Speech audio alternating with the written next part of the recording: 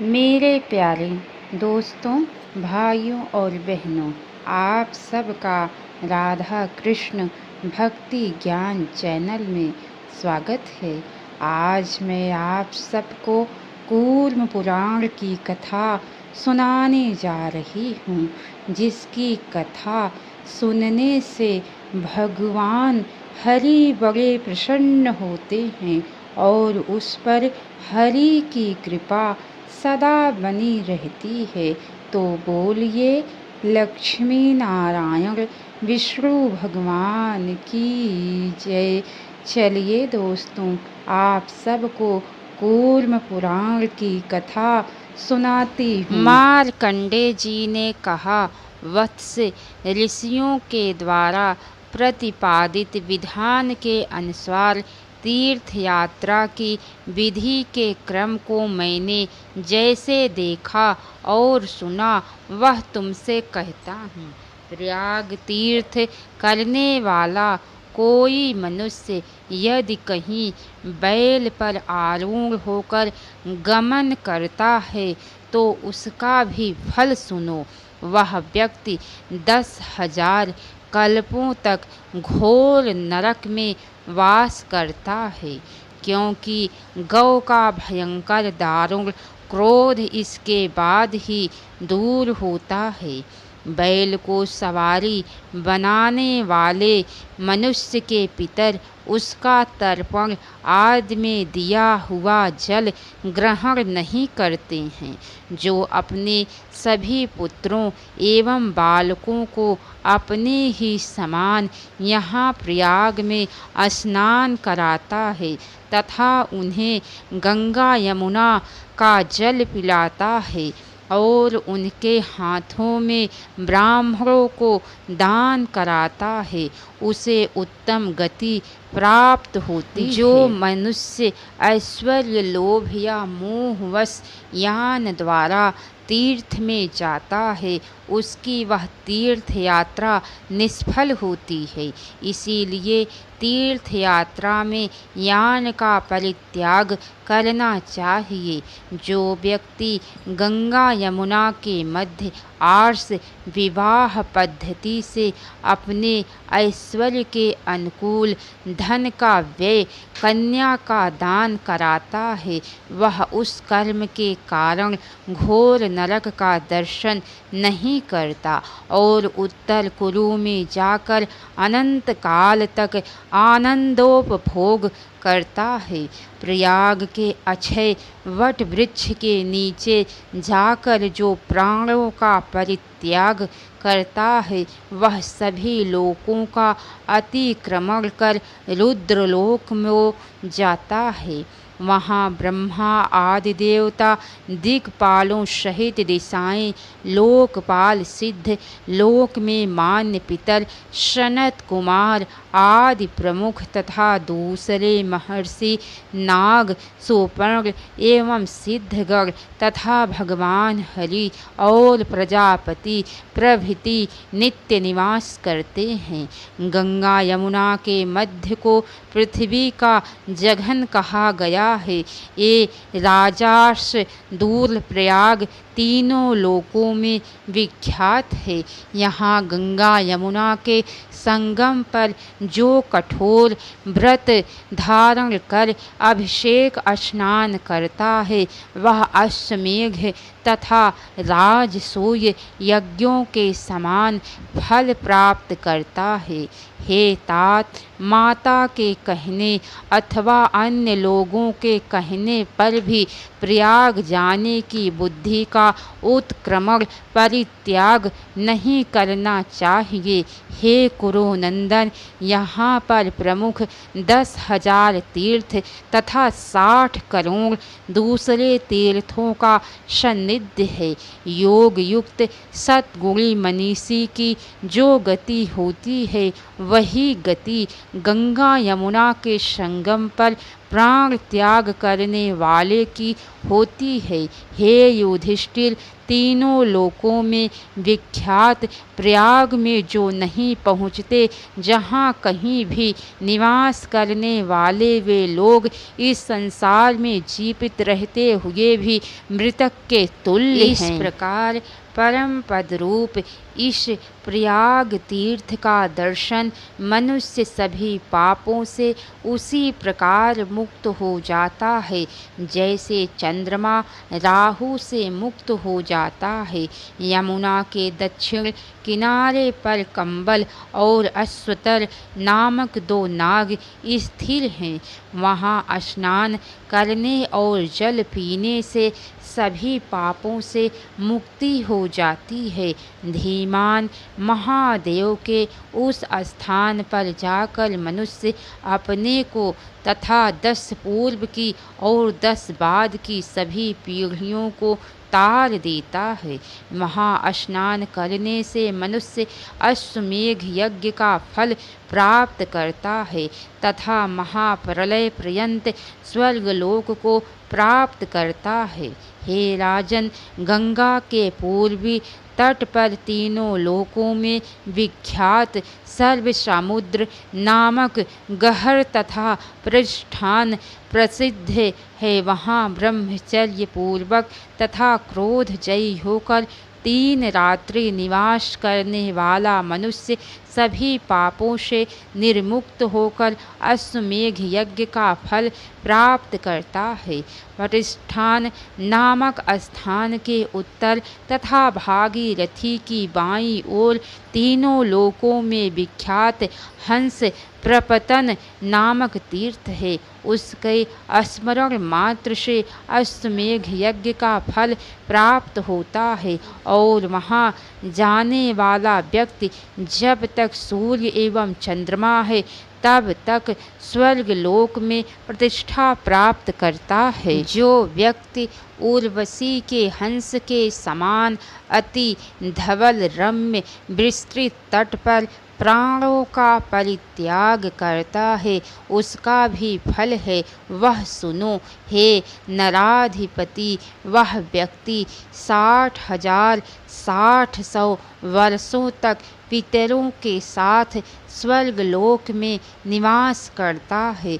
रमणी संध्या what Prayag के what विशेष के नीचे जो मनुष्य जितेंद्रिय होकर ब्रह्मचर्य पूर्वक पवित्रता से उपासना करता है, वह ब्रह्मलोक प्राप्त करता है।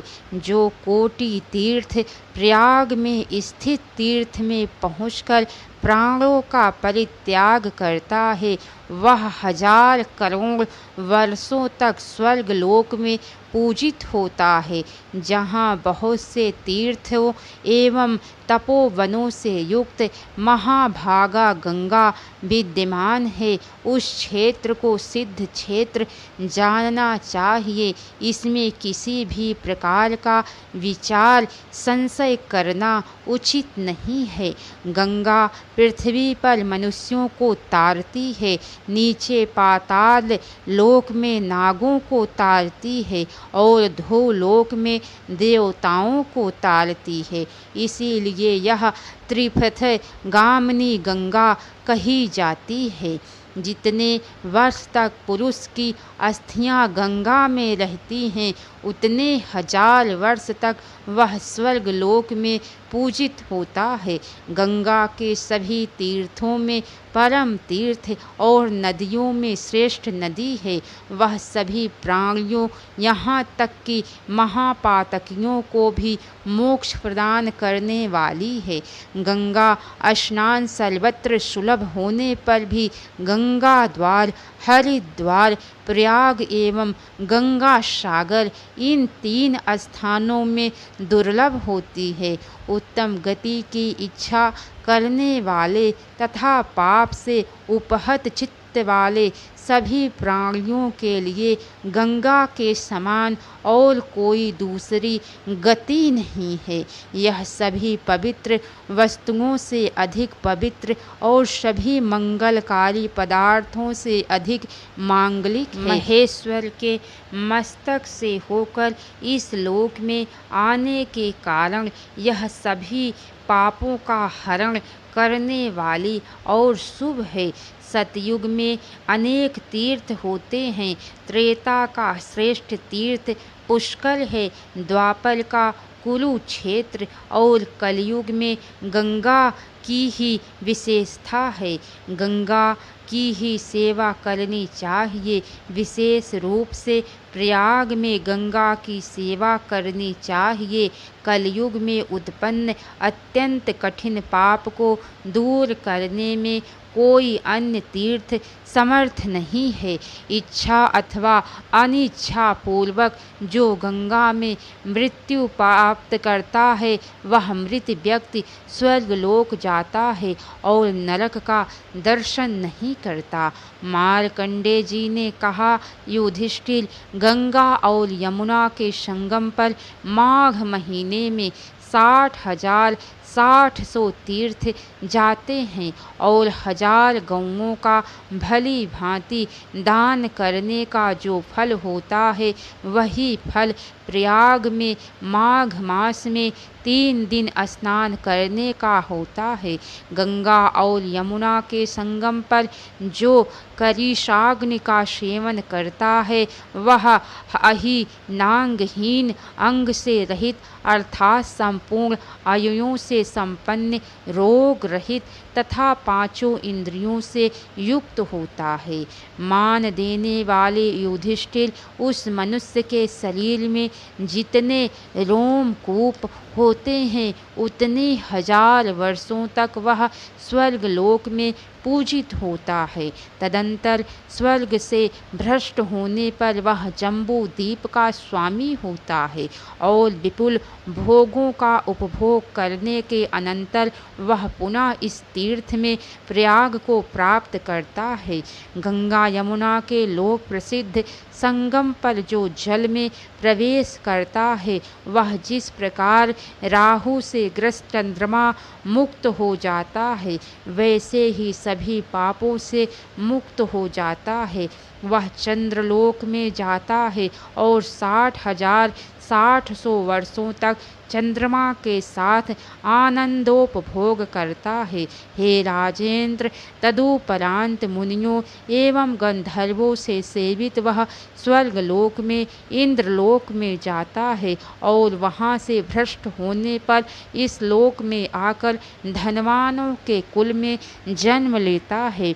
जो मनुष्य यहाँ प्रयाग में पैर ऊपर और सिर नीचे करके लोहे की धारा का पान तपस्या विशेष करता है वह 100,000 वर्षों तक स्वर्गलोक में पूजित होता है। हे राजेंद्र, वहाँ से भ्रष्ट होने पर वह मनुष्य अग्निहोत्री होता है और विपुल भोगों का उपभोग करके पुनः इस प्रयाग तीर्थ का सेवन करता है। जो अपना शरीर काटता है अथवा पक्षियों को देता है, ऐसे पक्षियों द्वारा खाए गए मांस वाले उस पुरुष को भी जो फल प्राप्त होता है उसे सुनो। वह 100,000 वर्षों तक चंद्रलोक में पूजित होता है। तदंतर वहाँ से च्युत होने पर धार्मिक, गुणवान, रूप संपन्न, विद्वान और सुंदर तथा प्रिय वचन बोलने वाला राजा होता है एवं विपुल भोगों को भोग कर पुनः इस तीर्थ का सेवन करता है। प्रयाग के दक्षिण में यमुना के उत्तरी तट पर ऋणप्रप मोचन नाम का एक श्रेष्ठ तीर्थ कहा गया है। वहाँ स्नान 1 रात्र पर्यंत निवास करने वाला पुरुष ऋणों से मुक्त हो जाता है, सूर्यलोक प्राप्त करता है तथा सदा के लिए ऋण मुक्त हो जाता है। मार्कंडेय जी ने कहा, राजन युधिष्ठिर सूर्य की तीनों लोकों में विख्यात पुत्री महाभागा देवी यमुना नदी यहाँ पर मिली है। जिस मार्ग से गंगा प्रवाहित हुई है उसी मार्ग से यमुना भी गई है। सहस्त्रों योजन दूर पर भी यमुना नाम लेने से पापों को नष्ट करने देने वाली है। युधिष्ठिर, इस यमुना में स्नान करने तथा इसका जल पीने से मनुष्य सभी पापों से मुक्त होकर अपने 7 पीढ़ियों के कुलों को पवित्र कर देता है। जो यहाँ प्राणों का परित्याग करता है वह परम गति को प्राप्त करता है। यमुना के दक्षिणी तट पर अग्नि तीर्थ नाम का एक विख्यात तीर्थ है। यमुना पश्चिमी भाग में धर्मराज का अनरक नामक तीर्थ कहा गया है। यहाँ स्नान करने वाले स्वर्ग लोक जाते हैं और जो यहाँ मृत्यु को प्राप्त होते हैं उनका पुनर्जन्म नहीं होता। यहाँ अनरक तीर्थ में कृष्ण पक्ष की चतुर्दशी को स्नान करके पवित्रता पूर्वक जो धर्मराज का तर्पण करता है वह निस्संदेह महापापों से मुक्त हो जाता है। मनीषी लोगों का यह कहना है कि प्रयाग में 10,000 प्रधान तीर्थ और 30 करोड़ दूसरे अप्रधान तीर्थ स्थित हैं। वायु ने कहा है कि धूलोक, भूलोक और अंतरिक्ष में 3.5 करोड़ तीर्थ है और जहन्वी उन सभी तीर्थों से युक्त कही गई है। जहाँ महाभागा गंगा होती है वहीं पवित्र देश है और वहीं तपोवन होता है। गंगा के तट पर स्थित उस स्थान को सिद्धि क्षेत्र समझना चाहिए जहाँ देवी के साथ महादेव महेश्वर वटेश्वर स्थित हैं। वह स्थान नित्य तीर्थ है और वह तपोवन है। इस सत्य को द्विजातियों साधुओं मित्रों अपने पुत्र तथा अनुगामी शिष्य के कान में कहना चाहिए। यह प्रयाग धन्य है, स्वर्ग फल प्रद स्वर्ग रूप फल को देने वाला है। यह पवित्र सुख पूर्ण रमणीय पावन और उत्तम धर्म युक्त है। यह महर्षियों के लिए गोपनीय रहस्य है, सभी पापों को नष्ट करने वाला है। यहाँ द्विज वेद का स्वाध्याय कर निर्मल हो जाता है। जो व्यक्ति नित्य पवित्रता पूर्वक इस पुण्य प्रद तीर्थ का वर्णन सुनता है वह जन्मांतर की बातों को स्मरण करने वाला हो जाता है और स्वर्ग लोक में आनंद प्राप्त करता है। शिष्ट मार्ग का अनुसरण करने वाले सज्जन पुरुष ऐसे तीर्थ में जाते हैं। कुरु के वंशधर युधिष्ठिर, तीर्थों में स्नान करो, इस विषय में विपरीत बुद्धि वाले मत हो। ऐसा कहकर उन भगवान मार्कंडेय महामुनि ने युधिष्ठिर के द्वारा पूछे जाने पर पृथ्वी में जो कोई भी तीर्थ थे उन्हें बतलाया और पृथ्वी तथा समुद्र आदि की स्थिति एवं नक्षत्रों की स्थिति का वर्णन कर वे मुनि चले गए। प्रातःकाल उठकर जो इस प्रयाग महात्म्य का पाठ करता है अथवा इसे सुनता है वह सभी पापों से मुक्त होकर रुद्रलोक में जाता है। कूर्म भगवान ने कहा, ऐसे कहे जाने पर नैमिषारण्य में निवास करने वाले मुनियों ने महाबुद्धिमान सूत जी से पृथ्वी आदि के संबंध में निर्णय पूछा। ऋषियों ने कहा, हे सूत जी, आपने स्वयंभू मनवंतर की शुभ सृष्टि को बतलाया। अब इस समय हम लोग त्रैलोक्य मंडल का वर्णन सुनना चाहते हैं। जितने सागर, द्वीप, वर्ष, पर्वत, वन तथा नदियाँ हैं और सूर्य आदि ग्रहों की जो स्थिति है, इन सभी का वर्णन करें। हे सूत जी, यह सब कुछ जिसके आधार पर टिका है और प्राचीन काल में यह पृथ्वी जिन राजाओं के अधिकार में रही, उन सभी विषयों का संक्षेप में आप वर्णन करें। सूत जी ने कहा, देवों के आदि देव अप्रमेय प्रभु विष्णु को नमस्कार। मैं उन धीमान द्वारा जो कुछ कहा गया उसे बताता हूँ। पूर्व में स्वयंभू मनु के जिस प्रियव्रत नामक पुत्र का वर्णन किया गया है, उस प्रियव्रत को प्रजापति के समान 10 पुत्र हुए।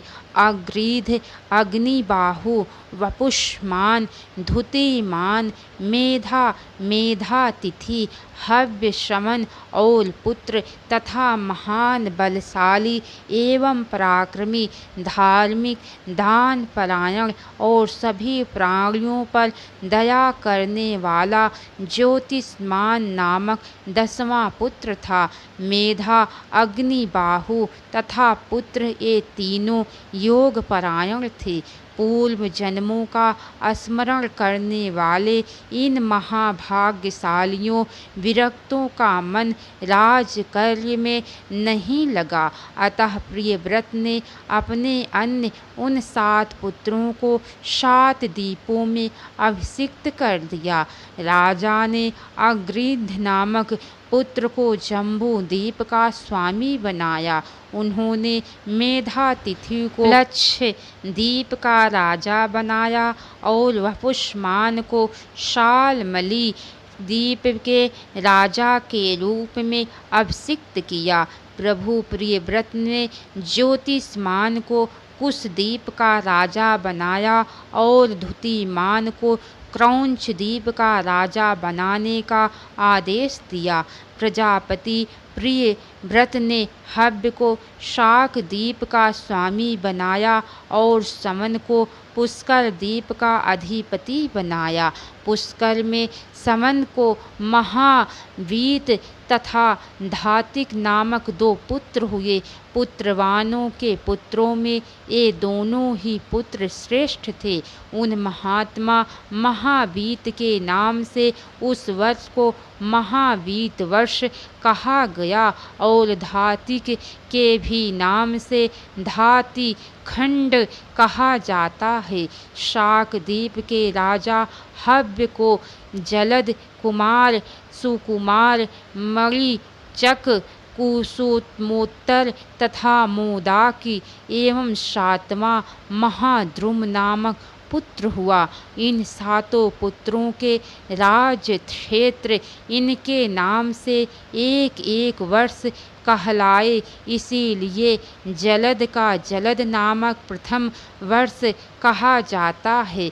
कुमार का कौमार नामक वर्ष, इसी प्रकार तीसरा सुकुमार वर्ष, चौथा मणिचक, 5वां कुसुमोत्तर, 6ठा मोदाक और 7वां महाद्रुप नामक वर्ष है। क्रौंच द्वीप के राजा धुतिमान को भी पुत्र हुए। उनमें कुशल पहला, मनोहर दूसरा, उष्ण तीसरा पुत्र कहा गया है और चौथा पुत्र प्रबल नाम से जाना जाता है। इसी प्रकार अंधकार 5वां, मुनि 6वां, दुदुम्भी 7वां पुत्र था। उनके अपने ही नाम से प्रसिद्ध सुंदर देश क्रौंच द्वीप में स्थित है। कुश द्वीप में ज्योतिष्मान को महान ओजस्वी 7 पुत्र हुए। उद्भेद, वेणुमान, अश्वरथ, लंबन, धृति तथा 6ठा प्रभाकर और 7वां कपिल कहा गया है। हे सुब्रतो, इस कुशद्वीप में उनके नाम से युक्त है वर्ष है।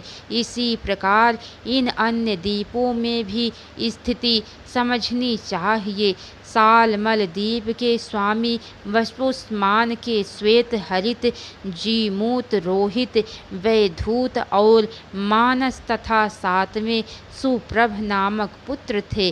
प्लक्ष द्वीप के राजा मेधातिथि के भी 7 पुत्र हुए।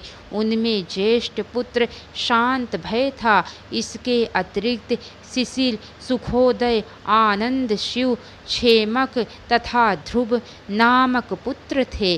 द्विजों, प्लक्षद्वीप आदि से लेकर शाक द्वीप तक वर्ण और आश्रम के भेद में स्वधर्म पालन को मुक्ति का साधन समझना चाहिए।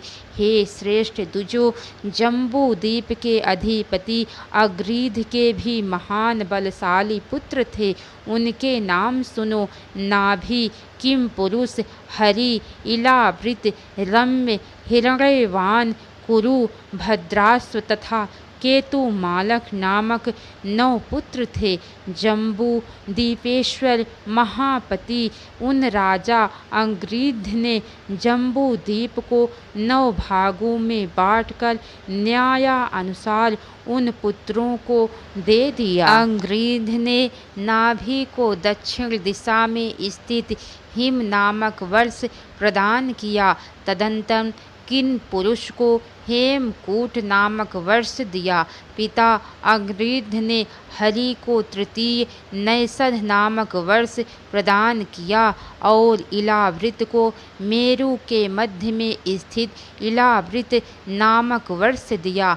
पिता ने रम्य को नीला चल युक्त वर्ष प्रदान किया और जो उत्तर में स्थित श्वेत वर्ष है उसे हिरण्यवान को दिया। श्रृंगवान पर्वत के उत्तर में स्थित उत्तर कुरु नामक वर्ष कुरु को दिया और मेरु के पूर्व में स्थित भद्राश नामक वर्ष भद्राश को दिया तथा गंधमादन नामक वर्ष केतुमाल को प्रदान किया। इन वर्षों में अपने पुत्रों को अभिषिक्त कर राजा अंग्रीध संसार के कष्ट को जानकर तपस्या करने के लिए वन में चले गए। जिन महात्मा नाभि के पास हिम नामक वर्ष था उन्हें मरु देवी से महान धुतिमान ऋषभ नामक पुत्र हुआ। ऋषभ को 100 पुत्रों में सबसे ज्येष्ठ भरत नामक वीर पुत्र उत्पन्न हुआ। भरत नामक पुत्र को पृथ्वी के अधिपति के रूप में अभिषिक्त कर राजा ऋषभ वानप्रस्थ आश्रम का आश्रय लेकर यथाविधि तप करने लगे। तपस्या से अत्यंत क्षीण होने के कारण वे इतने कृश हो गए कि उनके शरीर की नाड़ियाँ दिखती थी। तपःपूत वे ज्ञान योग परायण होकर महापाशुपत हो गए। उन भरत को भी सुमति नामक परम धार्मिक पुत्र हुआ। सुमति का पुत्र तेजस और उस तेजस से इंद्रधुम्न उत्पन्न हुआ। उस इंद्रधुम्न का पुत्र परमेष्ठी हुआ और उस परमेष्ठी का पुत्र प्रतिहार हुआ। उस प्रतिहार का जो पुत्र हुआ वह प्रतिहर्ता के नाम से विख्यात हुआ। उससे भव से उद्गीत तथा उस उद्गीत से प्रस्ताव नामक पुत्र की उत्पत्ति हुई। उस प्रस्ताव से पृथु एवं पृथु से रक्त उत्पन्न हुआ और रक्त को भी गय नामक पुत्र हुआ। गय का पुत्र नर और उसका पुत्र विराट हुआ। उस विराट का पुत्र महावीर और उससे धीमान नामक पुत्र उत्पन्न हुआ। उस धीमान से महांत नामक पुत्र हुआ और उसका पुत्र भौवन हुआ। उस भौवन का त्वष्टा हुआ। उस त्वष्टा से बिरज और बिरज से रज नामक पुत्र उत्पन्न हुआ। दूजों उस रज को सतजित नामक पुत्र हुआ और उससे 100 पुत्र हुए। उनमें जो प्रधान और बलवान था वह विश्व ज्योति नाम से प्रसिद्ध हुआ। देव ब्रह्मा की आराधना कर विश्व ज्योति ने क्षेमक नाम के महाबाहु और शत्रुमर्दन तथा धर्मज्ञ राजा को पुत्र रूप में उत्पन्न किया। पूर्व काल में महासत्व संपन्न और महान ओजस्वी राजा थे। इनके वंश में उत्पन्न लोगों ने प्राचीन काल में इस पृथ्वी का उपयोग किया था। सूत जी ने कहा, हे द्विजोत्तमों, अब मैं आप लोगों से संक्षेप में इस त्रैलोक्य के परिणाम का वर्णन करूंगा, क्योंकि इसका विस्तार से वर्णन नहीं किया जा सकता। सृष्टि के आदि में भूलोक, भुवरलोक, स्वर्गलोक, महरलोक, जनलोक, तपोलोक तथा सत्यलोक, ये सातों लोक अंड से उत्पन्न बताए गए हैं। द्विजोत्तमों, सूर्य और चंद्रमा की किरणों से जहाँ तक का भाग प्रकाशित होता है, उतने भाग को पुराण में भूलोक कहा गया है। सूर्य के मंडल में भूलोक का जितना परिणाम है, उतना ही विस्तार भुवरलोक का भी सूर्य के मंडल से है।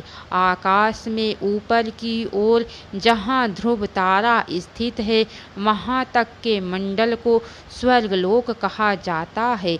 वहाँ की वायु की नेमियाँ है और आवाह, प्रवाह, अनुवाह, संवाह, विवह तथा उसके ऊपर परावह और उसके ऊपर परिवह नामक वायु की 7 नेमियाँ हैं। भूमि से 1,00,000 योजन ऊपर सूर्य का मंडल स्थित है। इसके आगे की कथा दोस्तों आप सबको कल सुनने को मिलेंगी। तो कैसी लगी कथा लाइक करके कमेंट बॉक्स में ज़रूर बताना। तो बोलिए लक्ष्मी नारायण विष्णु भगवान की जय। हर हर महादेव।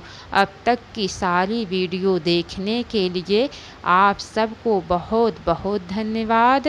राधे राधे दोस्तों कथा में जहाँ कहीं भी कुछ भी गलती हो गई हो तो उसके लिए आप सब क्षमा कीजिएगा। राधे राधे दोस्तों।